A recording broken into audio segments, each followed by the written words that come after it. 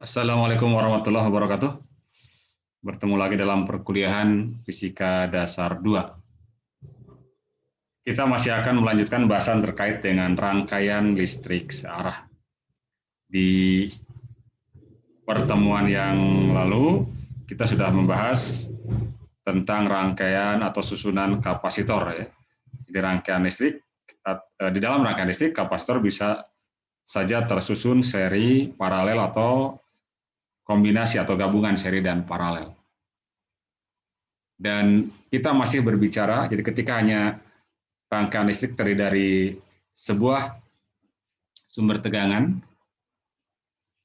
dan resistor yang tersusun seri atau paralel, kita bisa ganti dengan sebuah susunan atau sebuah rangkaian yang sederhana, seolah-olah terdiri dari sebuah sumber tegangan dan sebuah resistor. Nah, kali ini kita akan lihat bagaimana kalau seandainya rangkaiannya merupakan rangkaian yang majemuk. Jadi kalau pada rangkaian sederhana itu hanya terdiri dari satu loop. Sekarang misalkan 2 atau 3, ya lebih dari satu loop lah istilahnya ya. Nah, terkait dengan itu ada satu hukum yang digunakan untuk memecahkan persoalan rangkaian listrik majemuk, yakni hukum Kirchhoff. Ada dua hukum Kirchhoff ya, atau ada yang menyebutnya juga kaidah Kirchhoff ya. Ada dua hukum. Yang pertama adalah hukum arus Kirchhoff ya. Hukum arus Kirchhoff. Atau disebut juga dengan hukum ke-1 ya, atau hukum ke-1.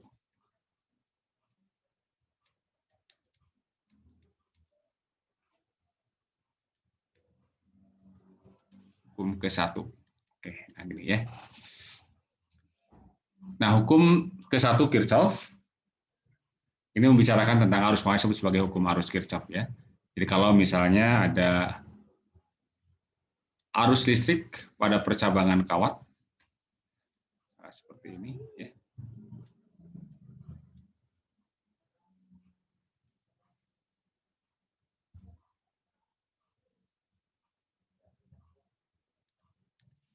Ini arusnya misalnya I1, ini ada titik cabang.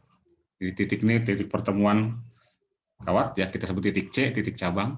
Misalkan ini ada I2, ini ada I3. Nah, hukum arus Kirchhoff menyatakan bahwa jumlah aljabar ya, arus pada titik cabang sama dengan 0. Jadi secara matematis tuliskan bahwa jumlah aljabar, jumlah I pada titik cabang C itu sama dengan 0. Nah, dalam hal ini perjanjiannya bahwa arus yang masuk diberi tanda positif dan yang keluar diberi tanda negatif. Jadi yang ini kita beri tanda positif karena dia masuk, kemudian yang I2 dan I3 keluar.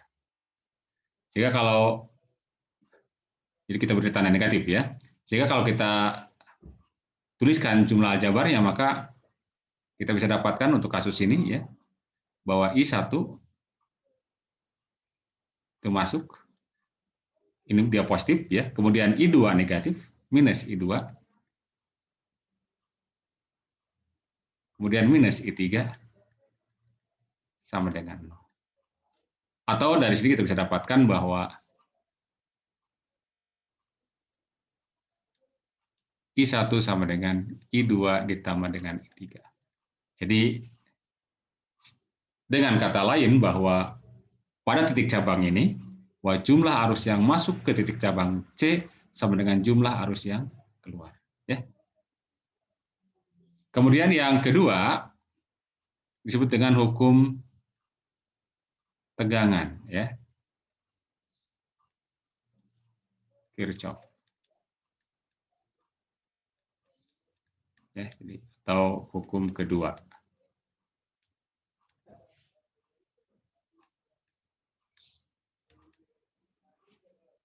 Sama ini hukum kedua ya. Ini terkait dengan rangkaian tertutup ya. Kalau misalnya ada resistor R1, ada resistor R2, kemudian ada dua sajalah saya gambarkan ya, begini. Ini ada sumber tegangan, misalkan dianggap saja sumber tegangan ideal. Kemudian ini R1, R2 ya. Ingat bahwa ini yang panjang kan menyatakan kutub positif. Nanti arus akan keluar dari kutub positif baterai ke sini berarti. Nah, ke sini. Nah, ya. Ini pergerakan muatannya atau arah arusnya ya. Misalnya arusnya adalah I.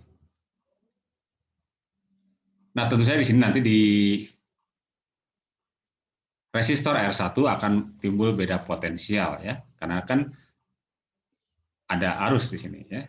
Dan misalkan beda potensialnya adalah P1 di sini. Di sini beda potensial P2. Dan karena arusnya ke arah kanan, maka berarti di sebelah kiri R1 potensialnya lebih tinggi dari di sebelah kanan. Dan potensial yang lebih tinggi kita beri tanda plus, hanya menunjukkan bahwa dia potensial lebih tinggi ya. Ini negatif lebih rendah sini. Demikian pula di sini, ini harusnya kan ke kanan. Ini berarti plus, ini adalah minus. Nah, misalnya ini saya beri tanda titik A ini. Titik A, ini adalah titik B. Kemudian ini adalah titik C, ini adalah titik D. Nah, hukum tegangan Kirchhoff menyatakan bahwa jumlah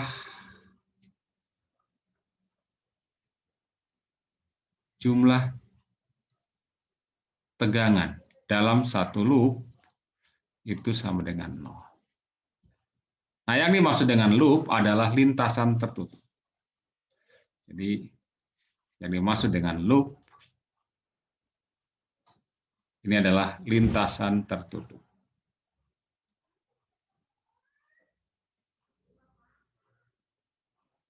Dalam kasus di sini, ya, contoh yang ini adalah contoh ABCD ya. Jadi contoh loop A, B, C, D, A. Jadi satu loop itu dari A ke B, ke C, ke D, ke A. Atau dari A ke D, ke C, ke B, ke A. Itu satu loop ya. Baik. Inilah yang bisa kita terapkan untuk memecahkan persoalan terkait dengan rangkaian listrik yang majemuk ya. Termasuk juga yang sederhana sebenarnya ya. Jadi yang sejauh ini kita dapatkan rumusan di pertemuan sebelumnya itu sebetulnya bisa kita terapkan hukum Kirchhoff ya. Nah, kemudian terkait dengan hukum tegangan Kirchhoff, seandainya misalnya kita ingin mendapatkan beda potensial antara dua titik ya.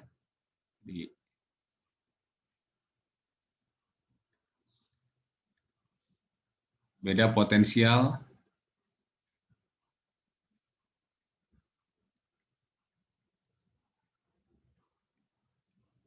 atau tegangan ya antara dua titik. Misalnya kita coba ingin lihat beda potensial antara A dan C misalnya, atau B dan C lah ya, B dan C. Maka ada dua, atau caranya begini. Untuk mendapatkan beda potensial antara B dan C, kita buka rangkaiannya ya. Bisa begini kita bukanya.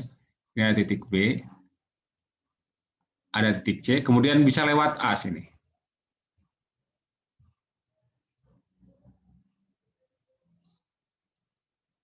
Ini E, atau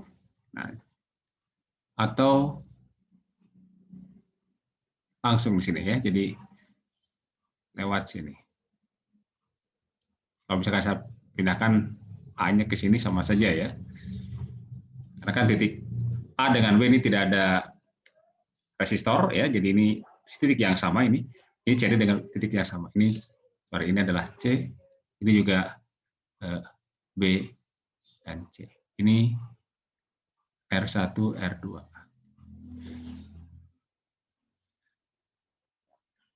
Kan arah arusnya nanti ini ke sini, ini ke sini ya. Nah, kemudian kita tinggal beri tanda di sini ada P, B, C. Ini lebih tinggi ya, ini plus, ini minus. Ini juga sama ya, ini plus, ini P, B, C. Sama, kita bisa gunakan apa namanya? Hukum kedua Kirchhoff ya. Dengan cara mengambil loop di sini, bisa kita ambil loopnya di sini. Nah, ini boleh begini aja gambarkan loopnya ya. Berarti di sini, kalau kita jalan-jalan dari B ke C ke sini, ya lewat sini bawah, kita akan dapatkan apa ini?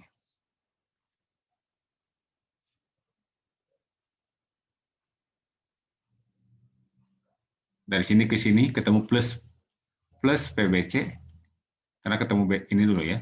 Kemudian di sini meskipun ada arus ya, tapi tidak ada resistor ya, jadi tidak ada I-nya. Lalu ketemu kutub negatif minus E sama dengan 0. Sehingga dapatlah PBC dalam kasus contoh ini ya, contoh yang ini itu sama dengan E. Kemudian untuk kasus yang ini ya, kita bisa jalan-jalan dari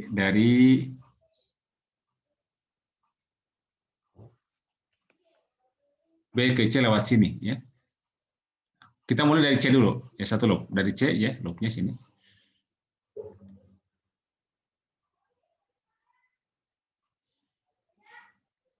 Dari C ke sini itu ketemu negatif dulu, minus PBC. Kemudian dari B ke sini ketemu dengan arah arus itu searah, maka kita jadikan plus I dikalikan dengan R1 plus R2 ya.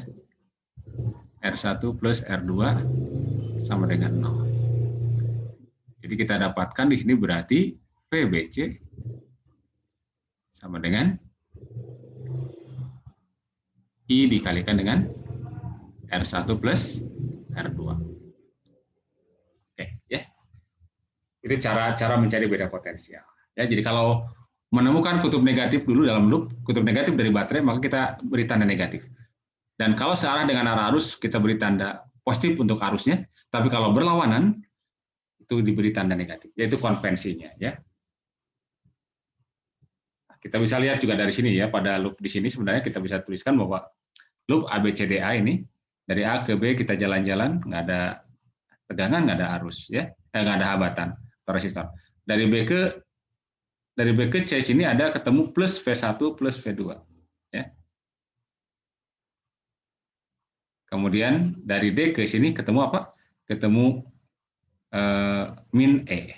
Jadi dalam kasus ini untuk yang ini ya, contoh pada loop ABCDA ya, loop ABCDA ya. Kita coba lihat ya. Dari A ke B ada, dari B ke titik inilah ada plus P1 kan harus berlaku tadi nih. Jumlah P dalam loop itu sama dengan 0. Maka plus P1 berikutnya plus P2 sama dengan kemudian ketemu minus E ya. Minus E sama dengan 0. Dan ini P1 tidak ada apa? I dikali R1. I kali R1 ditambah I dikali R2. Ya, kalau kita tulis sama dengan apa? E. Berarti I dikali dengan R1 plus R2 sama dengan E. Dan ini cocok dengan ini ya, bahwa PBC sama dengan E, berarti PBC sama dengan E ya, sama dengan I kali apa? R1 kali R2. Ya. Sehingga dapatlah dari sini nanti I sama dengan E dibagi dengan I sama dengan E dibagi dengan R1 plus R2. Ini seperti pada kasus rangkaian resistor yang disusun apa? Seri. Ini RS kan ya, tegangan dibagi dengan R pengganti seri. Oke. Kita coba lihat saja langsung ke contohnya ya.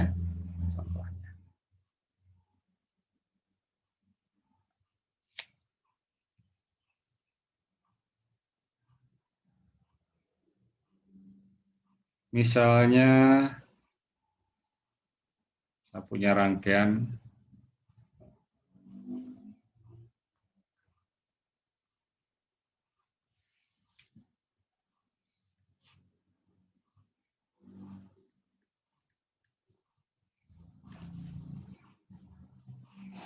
gini ya, ini rangkaiannya.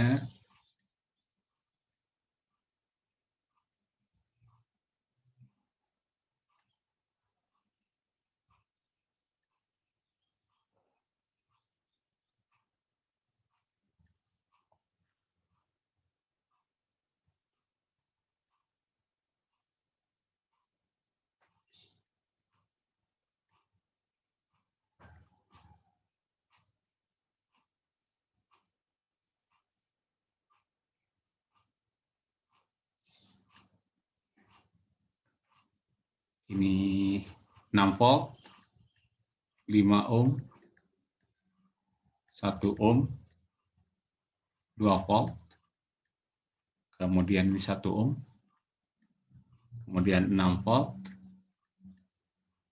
4 ohm, dan 2 ohm. Pertanyaannya adalah tentukan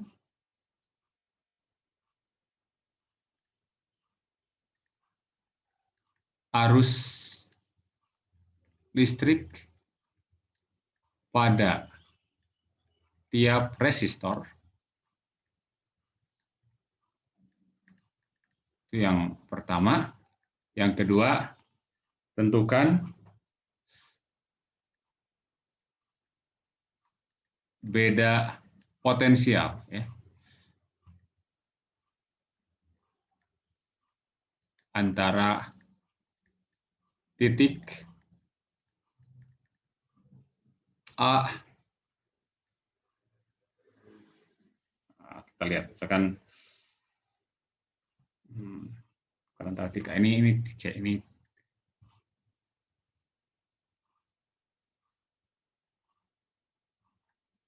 Gini lah ya.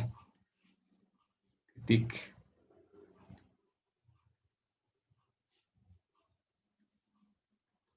antara titik C dan F. Bisa diberi tanda titiknya ya. C dan F.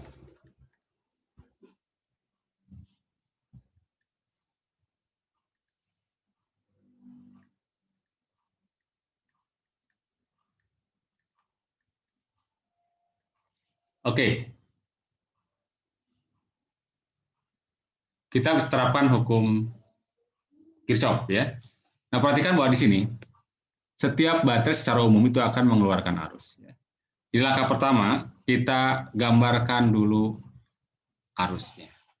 Misalnya ya, misalnya di sini arusnya, nah, di sinilah kita nyatakan dengan I1.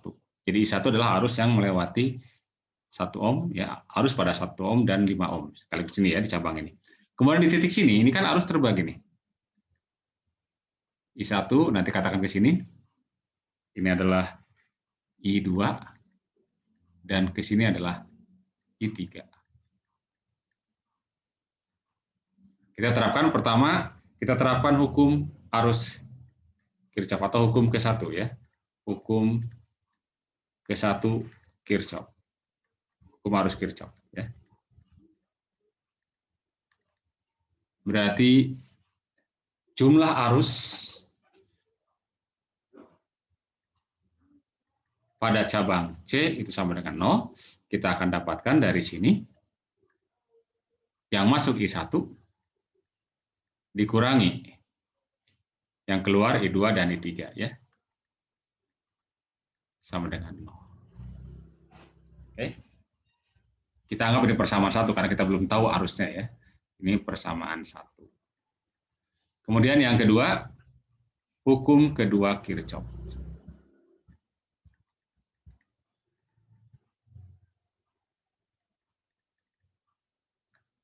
Nah, tadi kan jumlah tegangan dalam satu loop itu sama dengan 0.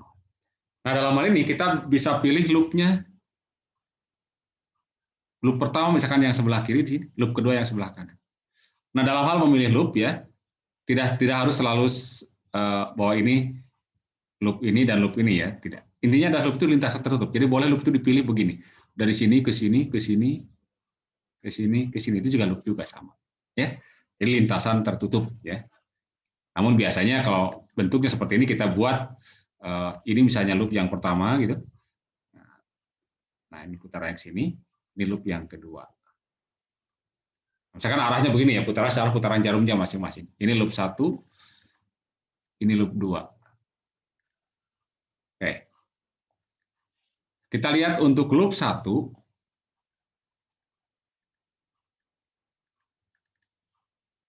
kita dapatkan, kita jalan dari titik ini ketemu apa dulu? Ketemu kutub negatif dulu. Negatif 6 volt, berarti minus 6 volt ya. Minus 6 volt. Kemudian dengan arah arus itu searah. Kalau searah dengan I1 berarti positif, berarti plus hambatannya atau resistansinya adalah 5, berarti 5 I1. Kemudian, nah ke sini kan ya, ada lagi arus I3. I3 dengan resistansi 1 ohm. Berarti tinggal 1 dikalikan I3. Jadi plus lagi karena searah. 1 dikalikan dengan I3. Berarti 1 kali I3. 1 dulu begini ya. I3 prosesnya. Kemudian ke sini. Ya harus kembali ke titik yang ini tadi kan dari sini ya. Di sini harusnya kan I1 dikalikan dengan apa? 1 berarti plus lagi. Plus 1 dikalikan dengan I1 sama dengan 0. Dari sini kita dapatkan bahwa ada 5I1 plus 1I1 berarti 6I1. 6I1 ditambah dengan I3 gitu kan ya. Sama dengan 6-nya kita pindahkan ke kanan. 6 ya. Oke.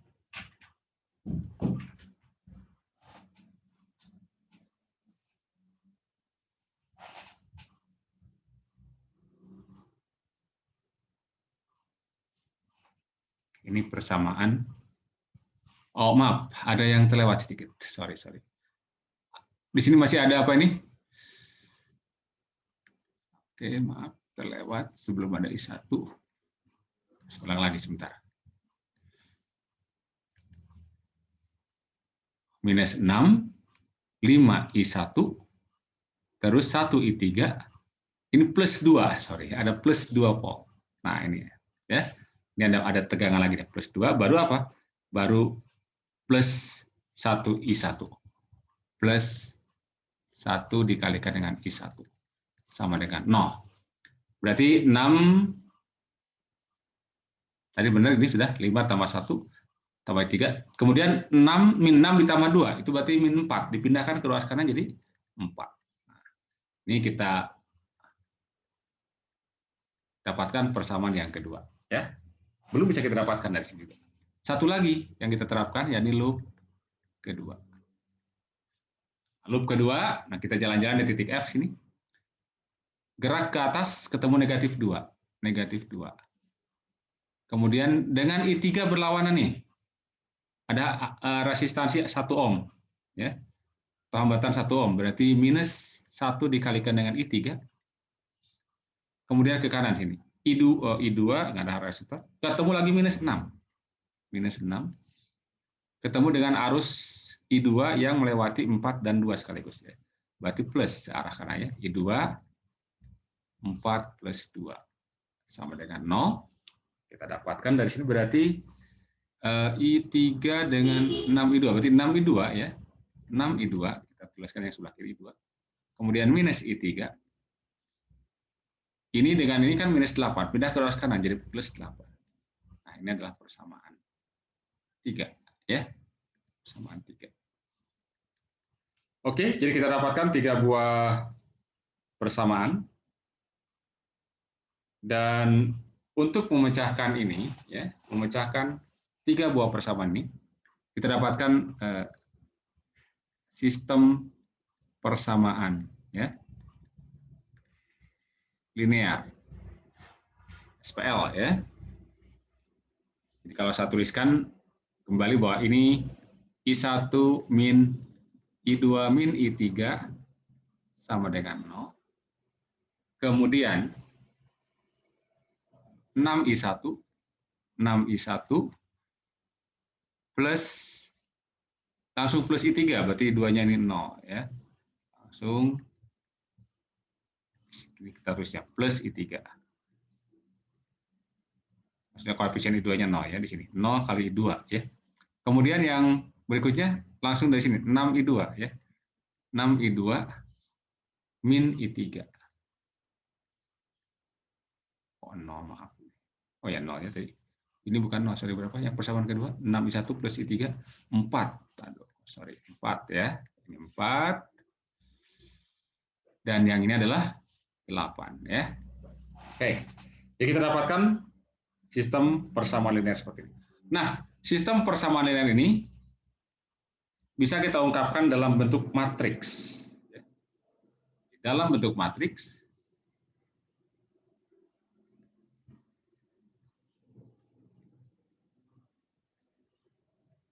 kita dapatkan menjadi, perhatikan koefisien-koefisiennya, ya. Ini kan 1 min 1 min 1, 6 0 1 0 6 min 1, ya. Jadi tinggal ikuti aja koefisien ini, kita pindahkan ke dalam kolom matriks, ya. Berarti 1 tadi min 1 min 1, kemudian 6 1 0,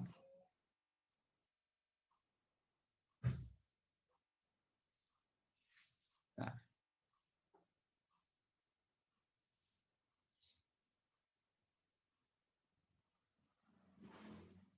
ya, 6 0 1, ya, sorry, 6 0 1 6 0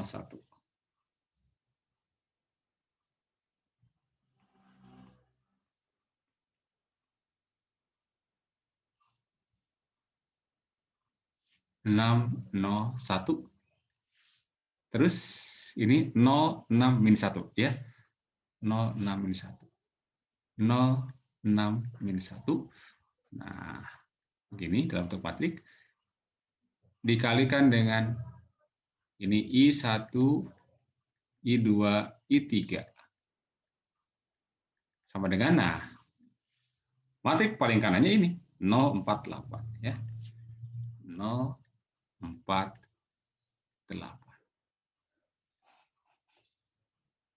Nah, ini kemudian kita bisa pecahkan dengan menggunakan metode eliminasi Gauss, ya.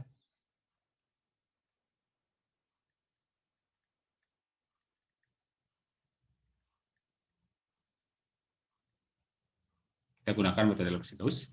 Kita tuliskan lagi nih 1 min 1 min 1 6 0 1 dan 0 6 min 1.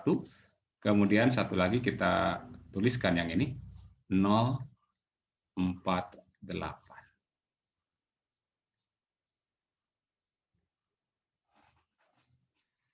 Nah,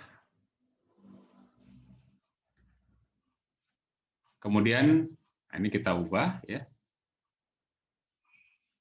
Tuliskan begini cara metode eliminasi Gauss itu, ya. Ini 1, ini min 1, min 1, 0. Nah, supaya, nah, ini di bawah min 1 ini kita, di bawah 1 ini kita nolkan, ya. Ini pivot namanya. Caranya apa? Eliminasi ini dengan ini. Supaya bisa jadi 0, maka ini harus 6. Berarti ini harus kali 6. Di baris 1 ini kan baris 1, baris 2. Jadi ini kita sebut baris 1, ini baris 2, ini baris ketiga, ya. Nah, baris 1 kita kalikan 6, ya. Jadi 6 baris 1 dikurangi baris 2, coba, ya. Jadi 6 baris 1 dikurangi baris 2 berapa? Berarti 6 dikurangi 6 kan pasti 0. Kemudian 6 dikalikan dengan min 1, berarti min 6 ya. Min 6 dikurangi 0, berarti ini minus 6 sini. Kemudian ini kalikan 6, jangan lupa nih, 6 B1 ya. Minus 6 dikurangi 1, berarti minus 7. Kemudian ini kalikan 6 tetap 0 ya. Kemudian yang ini dikurangi B2, dikurangi 4, berarti minus 4. Oke. Kemudian, nah karena ini sudah 0, maka biarkan ini. 0, 6, min 1, 8. Nah berikutnya, geser pivotnya ke sini. Nah, 0 kan di bawah minus 6, yang ini harus kita nolkan. Ya.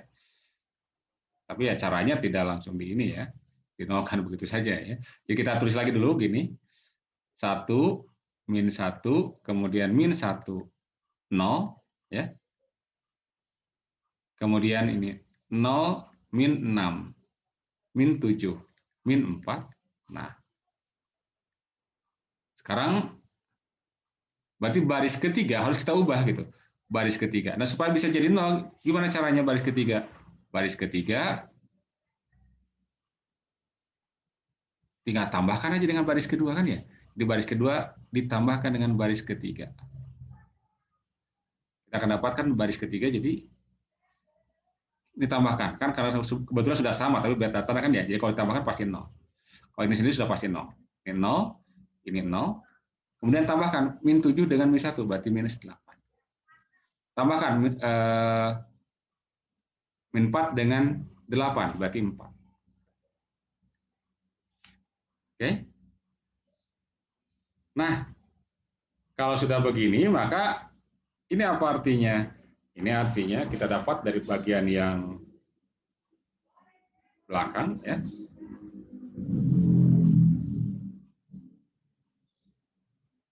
Bahwa ini min 8 I3 berarti diperoleh, ya. Min 8 I3 sama dengan 4. Dapatlah I3 berarti minus setengah. Ya. Ampere. Kemudian berikutnya apa? Geser ke sini. Dari persamaan kedua yang ini, berarti kita dapatkan minus. Ini kan dari baris ketiga ya. Dari baris kedua kita dapatkan minus 6 I2 min 7 I3 sama dengan minus 4. Nah, I3-nya sudah dapat. Jadi berarti minus 6 I2 minus 7 dikalikan dengan minus setengah gitu. Sama dengan min 4. Kita dapatkan berarti minus 6 I2 plus 7 per 2. Sama dengan min 4. Berarti minus 6 I2 sama dengan, nah ini pindah. 4 dikurangi dengan, min 4 dikurangi dengan 7 per 2. Min 4 itu kan berarti min 8 per 2. Dikurangi 7 per 2, jadi min 15 ya. Min 15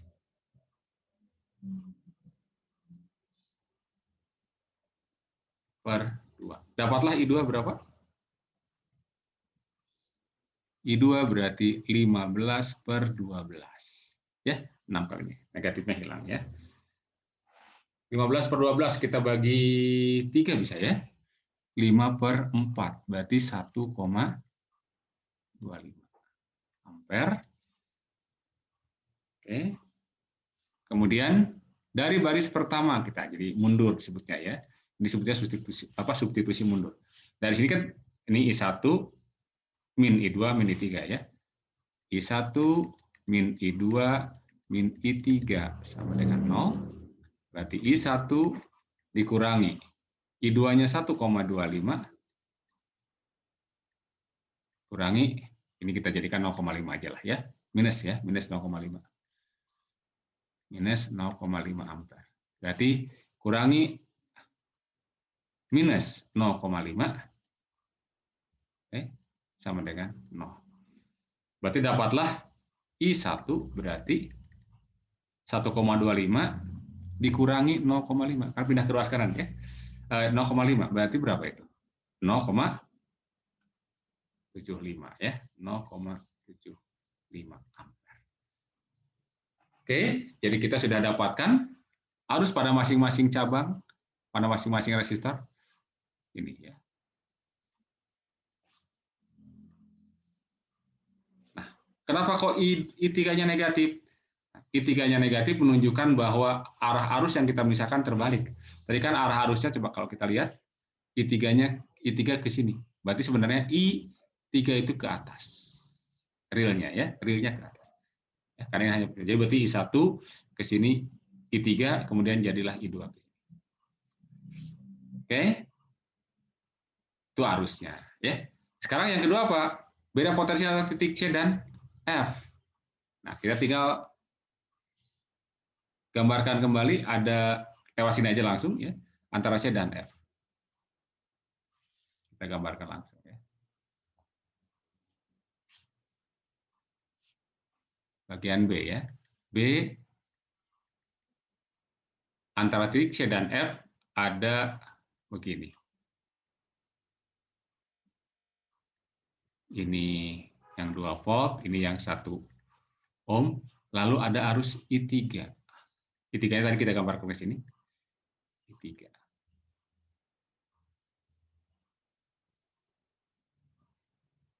Sorry, I3-nya kemarin tadi ke bawah ya, sorry. Ke bawah I3-nya ya. I3A ke bawah. Masih sebenarnya realnya kan ke ini ya, ke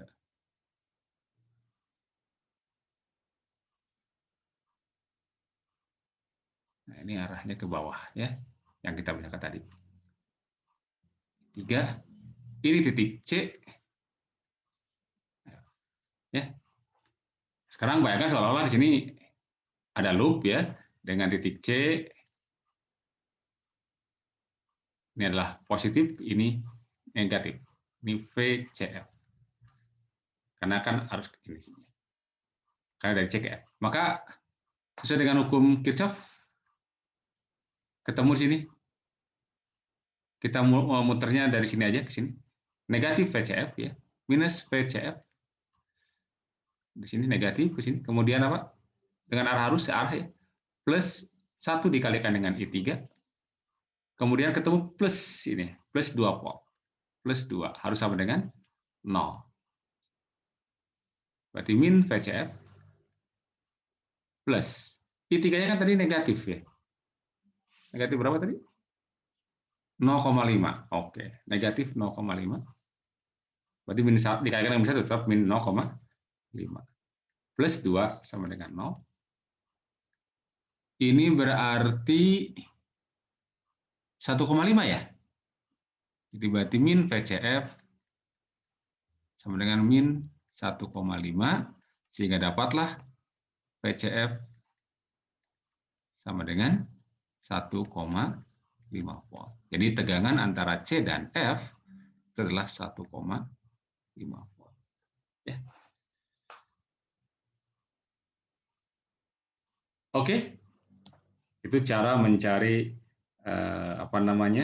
arus dan tegangan pada rangkaian majemuk. Ya. Dan ini baru satu cara mencari PCF ya. Kita boleh mencari PCF lewat jalur yang lain ya, ke cabang yang sebelah kiri atau ke cabang yang sebelah kanan. Ya. Itu hasilnya akan sama saja ya. Hasilnya akan sama saja. Silakan saya sisakan untuk kalian coba ya. Ini saya ambil jalur yang tengah ini ya, cabang yang tengah. Oke, sementara sampai di sini dulu. Semoga bermanfaat. Terima kasih. Assalamualaikum warahmatullahi wabarakatuh.